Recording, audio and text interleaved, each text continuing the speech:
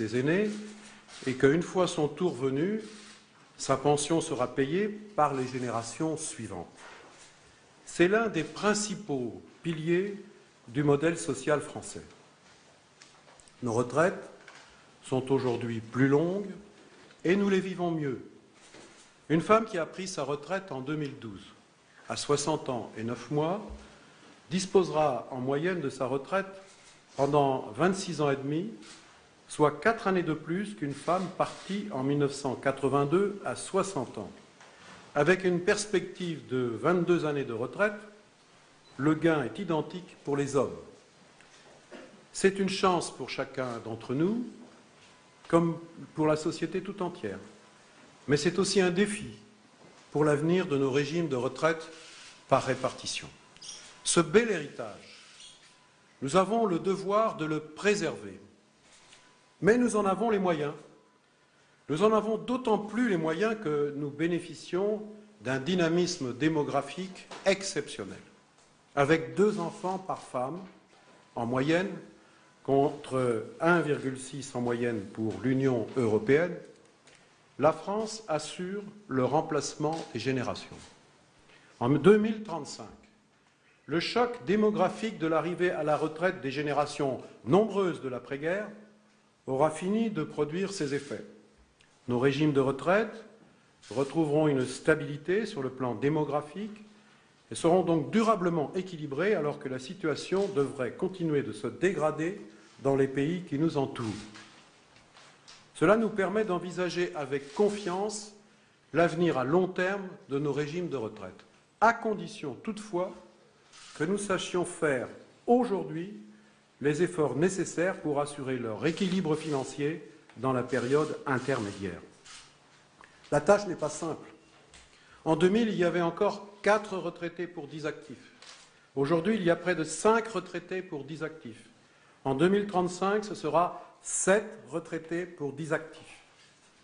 Le nombre de personnes âgées de 60 ans et plus était encore de 12 millions en 2000.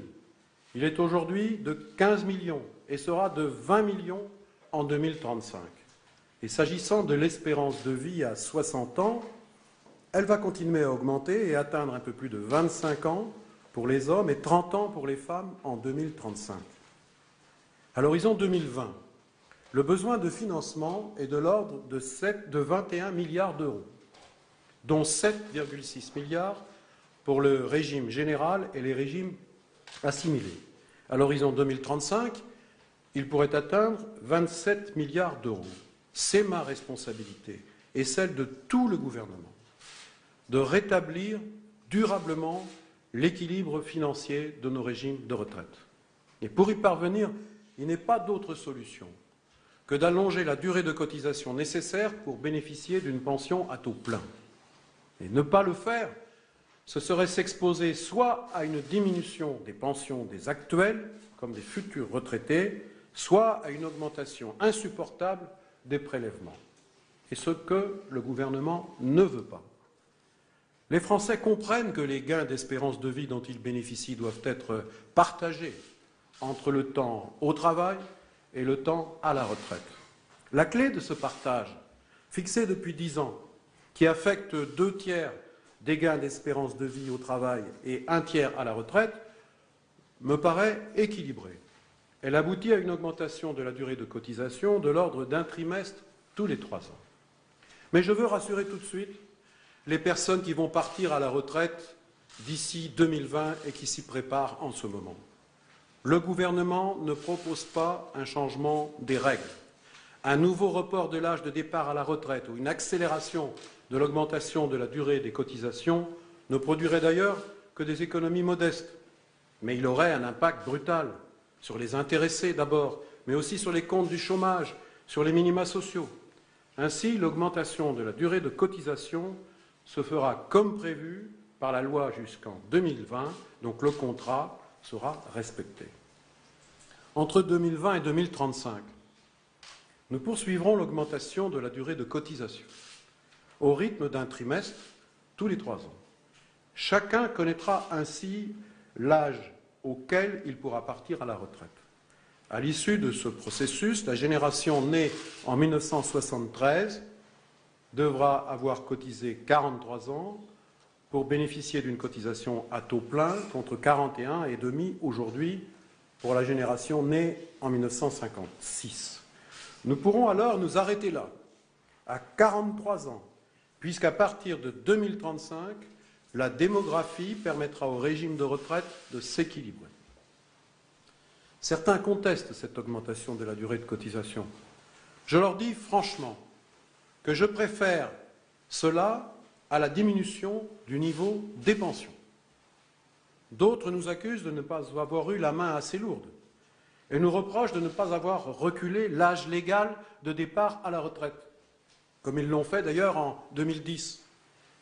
Mais si le recul de l'âge légal génère des économies immédiates, il a un inconvénient majeur, il pénalise ceux qui ont commencé tôt leur carrière professionnelle.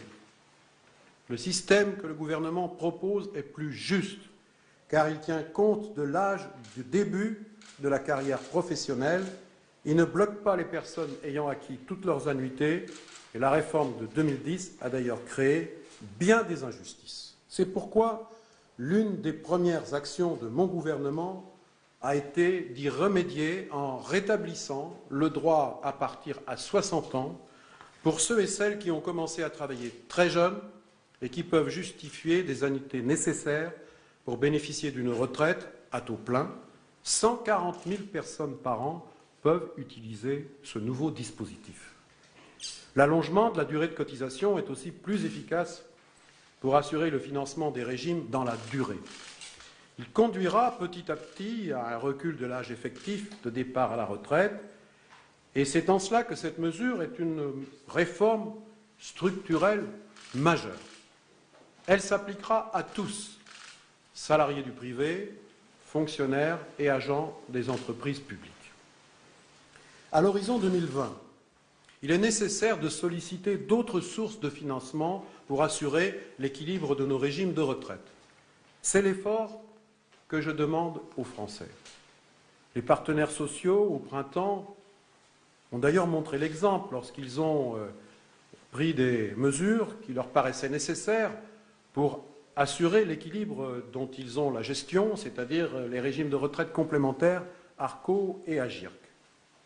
Je le dis immédiatement. Le gouvernement écarte l'augmentation de la CSG. Elle pèserait sur l'ensemble des ménages. Elle n'a pas été créée pour financer les retraites. Ce sont donc les cotisations sociales qui seront sollicitées à un faible niveau et progressivement. C'était d'ailleurs le vœu des organisations syndicales de salariés. Elles augmenteront ces cotisations de 0,15 points en 2014, puis de 0,05 chacune les années suivantes jusqu'en 2017. Et en 2017, l'accroissement sera donc limité à 0,3 points. Tous les régimes seront concernés, celui des fonctionnaires, les régimes spéciaux, comme le régime général, ou par exemple celui des indépendants, sont selon des modalités propres. Cette cotisation sera payée à la fois par les salariés et les entreprises. S'agissant des retraités, il n'y aura pas non plus d'augmentation du taux de CSG qui leur est applicable. Nous ne toucherons pas non plus à l'abattement de 10% dont ils bénéficient sur leur impôt sur le revenu, car cette mesure rendrait beaucoup de retraités imposables. Enfin, il est hors de question de recalculer ou de baisser les retraites. Le gouvernement refuse de sous-indexer les pensions pour plusieurs années. Les retraités seront néanmoins mis à contribution sous deux formes. Une mesure générale d'abord. Au lieu d'intervenir au 1er avril, la revalorisation annuelle des pensions, qui interviendra encore chaque année, bien sûr, aura lieu au 1er octobre. L'augmentation sera donc régulière, elle sera simplement décalée. Une mesure plus ciblée ensuite, qui est aussi une mesure de justice. Les parents de 3 enfants et plus bénéficient, lorsqu'ils liquident leur pension, d'une majoration de cette pension de 10%. Cette majoration est aujourd'hui exonérée de l'impôt sur le revenu, contrairement au reste de la pension. Elle y sera désormais soumise et cette mesure sera bien entendu applicable à tous les régimes. À ce stade, je voudrais insister sur 2 éléments. Grâce à cette disposition, nous équilibrerons en 2020 le régime général et les régimes qui lui sont associés. Ensuite, l'alignement progressif de la durée de cotisation jusqu'à 43 ans en 2035 permettra de garantir cet équilibre des régimes en 2040. Pour y veiller, un mécanisme de pilotage sera mis en place qui permettra notamment de corriger la trajectoire si les besoins de financement se révèlent plus importants que prévu. Le cas échéant, il reviendra in fine à l'autorité politique, après concertation avec les partenaires sociaux, de prendre les décisions nécessaires. Je veux enfin évoquer la question des régimes de fonctionnaires et des régimes spéciaux. Pour réaffirmer tout d'abord que tous les salariés du public, comme ceux du privé, sont concernés par la réforme et pour dissiper un certain nombre de préjugés. La durée de cotisation des fonctionnaires est déjà alignée sur celle des salariés du privé. Et elle le sera aussi en 2017 pour les agents des régimes spéciaux, puisqu'une réforme est déjà engagée. Leur âge effectif de départ à la retraite augmente régulièrement. À l'exception des fonctionnaires en catégorie active, comme les pompiers ou les policiers, les fonctionnaires partent à la retraite à un âge effectif proche des salariés du privé. Quant au calcul des pensions, la commission présidée par Mme Moreau a montré que les taux de remplacement étaient proches, autour de 75%. Et si on voulait aligner les règles, cela demanderait de revoir les modes de rémunération des fonctionnaires, notamment la question des primes, qui ne comptent pas pour leur retraite, sans apport financier pour le système de retraite. Donc, nous conservons le système actuel des fonctionnaires et des régimes spéciaux. La réforme que je propose a vocation à rééquilibrer durablement les comptes, mais aussi à corriger bon nombre d'injustices. La première touche ceux qui ont effectué durant des années des travaux pénibles et qui, de ce fait, ne pourront espérer la même durée de vie à la retraite que leurs collègues de la même génération. Le gouvernement a décidé de créer un compte personnel de prévention de la pénibilité. Le principe est simple.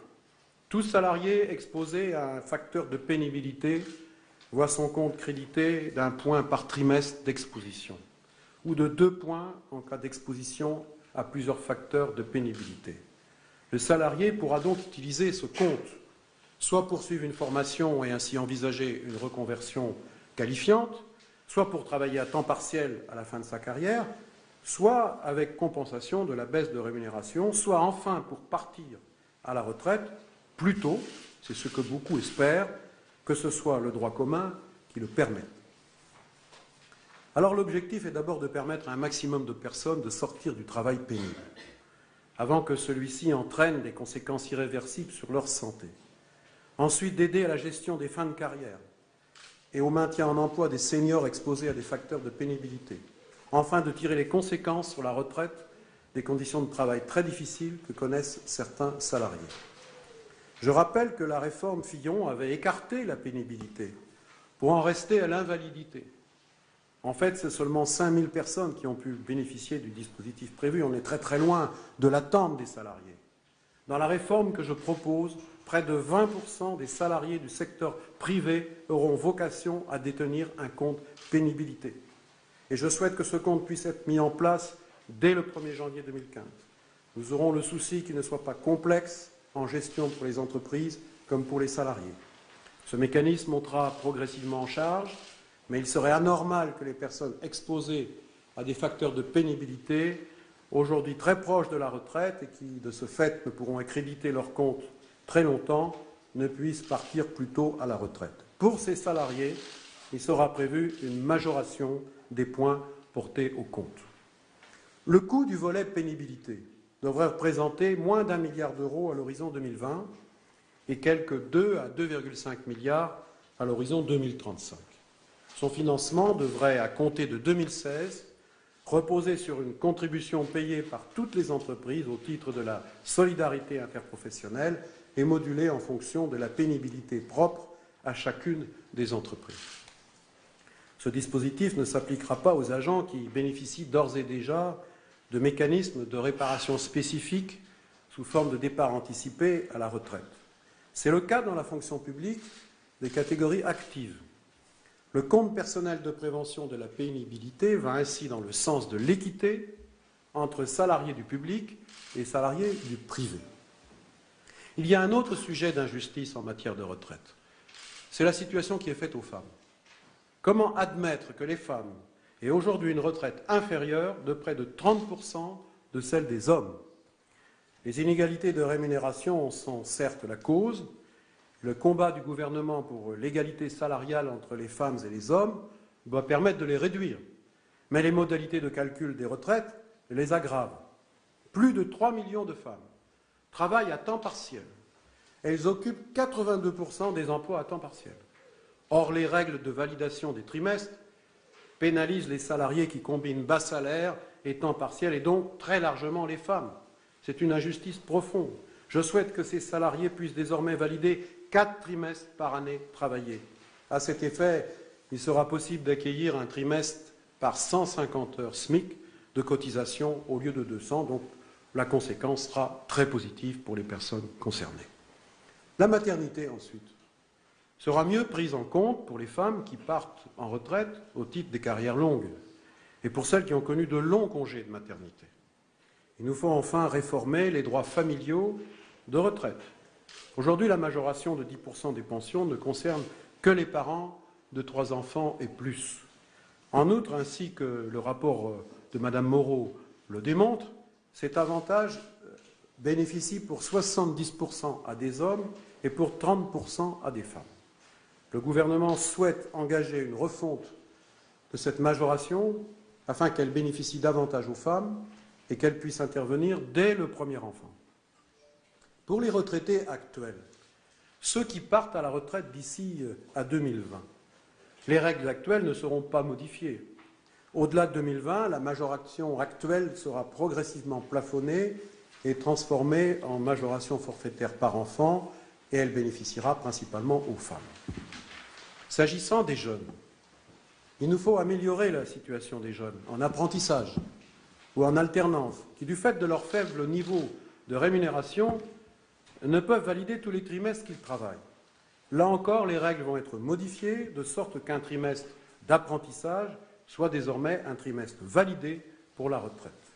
Enfin, s'agissant de la validation d'une partie des études, après le bac, j'ai entendu la demande de certaines organisations syndicales et de mouvements de jeunesse. Il existe aujourd'hui un dispositif de rachat de trimestres d'études, mais qui n'est pas très favorable et finalement peu utilisé. Le gouvernement mettra en place une aide forfaitaire dans la limite de 4 trimestres permettant de répondre à cette attente. Les nouvelles modalités de validation des trimestres peuvent également permettre une meilleure prise en compte des carrières heurtées, qui sont marquées souvent par le chômage. C'est aussi le cas de la situation des polypensionnés appartenant à plusieurs régimes. C'est aussi le cas des personnes en situation de handicap. Par ailleurs, pour les personnes qui ont commencé à travailler avant 20 ans et qui ont connu d'importantes périodes de chômage, nous aménagerons le décret qui a été pris par mon gouvernement le 3 juillet 2012 pour prendre en compte dans le calcul des annuités 2 trimestres supplémentaires. Enfin, des mesures seront prises conformément à l'engagement du président de la République pour les petites pensions agricoles.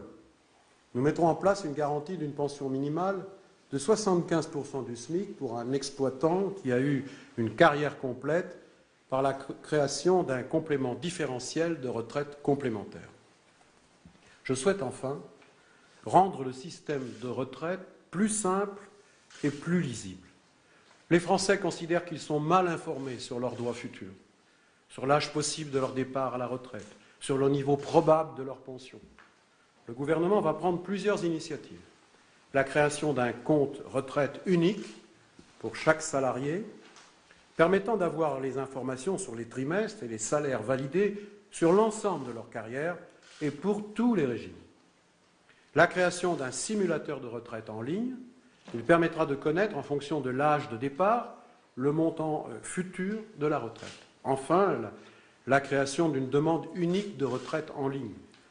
Ce sera la responsabilité des organismes de retraite de se coordonner et non aux citoyens de multiplier toutes les démarches. C'est donc le chantier de la simplification qui doit concerner aussi l'accès à l'information sur les retraites. Pour l'assurer, la conduite de ces chantiers sera créée une structure inter-régime. La création de ces outils, de ces procédures simplifiées, permettra aussi de diminuer le coût de gestion des régimes qui reste trop élevé au regard de ceux de nos voisins européens, et ce sera une économie substantielle. Mesdames, Messieurs, il n'y a pas d'un côté une réforme des retraites et de l'autre une politique économique.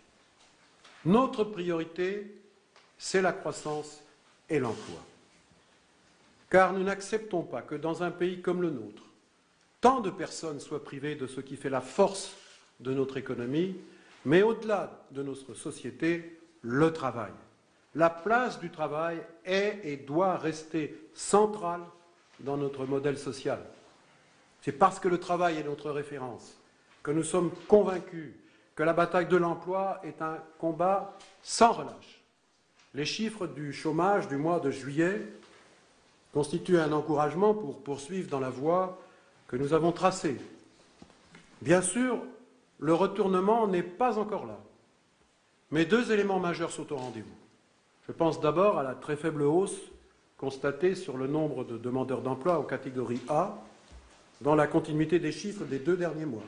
Je pense surtout à la baisse du chômage des jeunes pour le 3e mois consécutif. C'est l'effet de notre politique de l'emploi.